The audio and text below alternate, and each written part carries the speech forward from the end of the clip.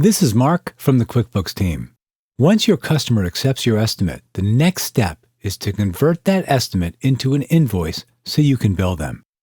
Let's go over how to track an estimate status and how to convert an estimate to an invoice in QuickBooks Online.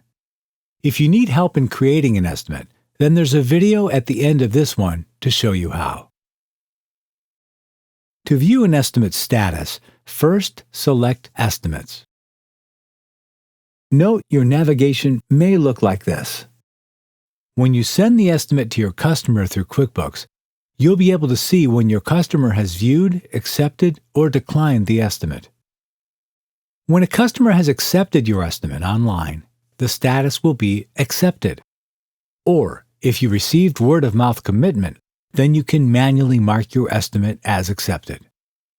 Now, let's create an invoice from an estimate. Select Convert to Invoice next to the relevant estimate.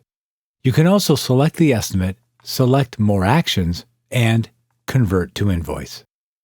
QuickBooks will automatically fill in the invoice based on the estimate, including products or services used.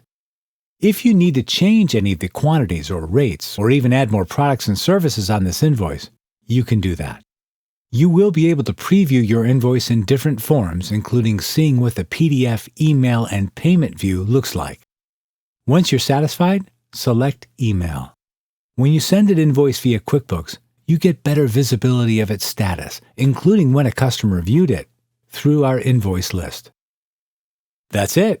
Now you can easily keep track of your estimates and seamlessly create and send invoices to get paid once you've completed the work.